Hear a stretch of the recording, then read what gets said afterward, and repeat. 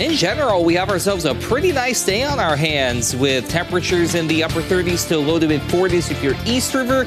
Out west, we warm up a little bit more, 40s and a couple of 50s. A few more clouds, but still, all things considered, this isn't bad. We'll get down to the 20s East River for over-the-go temperatures tonight. 20s and 30s, though, out to the west, and that's going to set the stage for back-to-back days of unseasonable warmth. We'll talk about that and go through the rest of your 7-day forecast coming up. But until then, Midday in KELOLAND starts right now. Live from KELOLAND Media Group, Midday in KELOLAND. A Pier man is behind bars accused of stabbing someone to death. An update to a suspected murder we first told you about last week. And Israel's military pushes further south in Gaza, hunting for Hamas. I'm Ian Lee with the worsening humanitarian crisis for Palestinians. Well, good afternoon, and thanks for having us in. I'm Tom Hansen. The 99th South Dakota legislative session begins in just over a month at the state capitol in Pierre. Today, Governor Kristi Noem is set to give her budget address in front of a joint session of the House of Representatives and the Senate. KELOLAND's Dan Santella joins us live now with a preview. Good afternoon, Dan.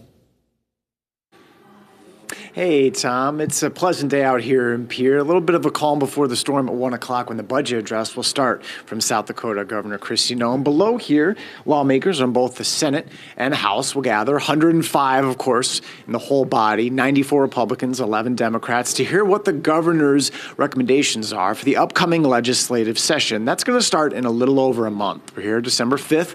The legislative session starts January 9th. That's the same day, of course, we're here, the state of the state from Governor Kristi Noem. To be determined the specifics of the budget address that she'll be giving, but we'll be here, and you can watch it live on KELOLAND.com.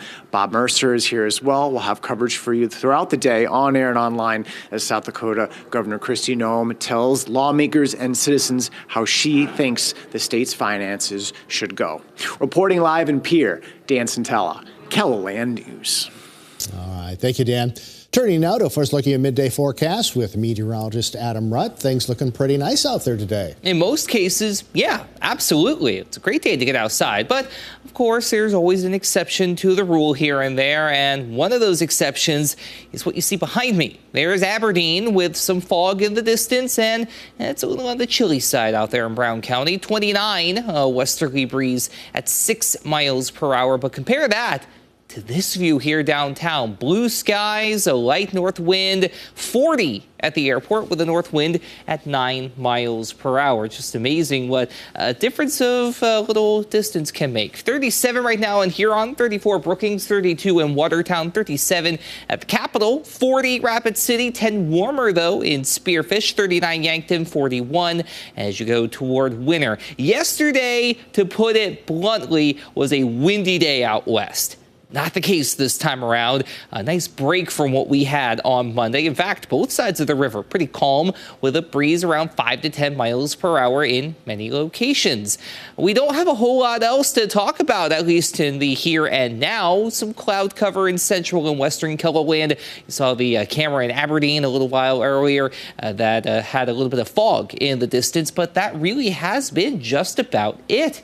You have to head up to Thunder Bay or go over toward the northern portion of Idaho to get to the closest bit of any kind of moisture, whether it's liquid, frozen, or in the case of areas of southern Alberta, both. You can see that pink over there, but we are just going to continue to play the waiting game for anything to come around. Today, though, it's a beautiful day to get outside. 30s and 40s for southeastern KELOLAND, a nice light northwesterly breeze in place. More of the same up to the northeast, just a little more cloud cover through the afternoon as we scour out that fog as well, but still a pleasant day all the same. Out west, it does warm up a bit. We're in the 50s this afternoon from Spearfish to Hot Springs, 40s elsewhere, with a healthy mix of sun and clouds. We make a potential run for a couple of records as we head into Thursday. We'll talk about that coming up in your extended forecast. Thank you, Adam. A Pier man is in the Hughes County Jail accused of murdering a teenage girl on Thursday. 23-year-old David J. Shangro Jr. is accused of stabbing 17-year-old E.B. Maxey to death. On Thursday night, authorities responded to a report of an intoxicated man causing a disturbance at an apartment building on South Brule Street, not far from the state capitol. When authorities spoke with Shangro, court documents say they noticed blood on his hands. When they searched the apartment, they found Maxie's body. Neighbors reported hearing loud music, banging noises, and a scream. Shangro is scheduled to make his first court appearance on Thursday. A Sioux Falls man is headed to federal prison for carjacking. It's a case we've been following since May of last year. That's when 26-year-old Jose Uribe was getting a ride from someone. They say he pulled out a shotgun and stole their car. The judge sentenced him to 12 years in prison, followed by 3 years of supervised release. A very close call for police officers last night in Arlington, Virginia. They were trying to serve a search warrant when a house suddenly exploded. Nicole Skanga has the story. The world is a loud place. We are constantly exposed to excessive noise levels. Some of it is unavoidable.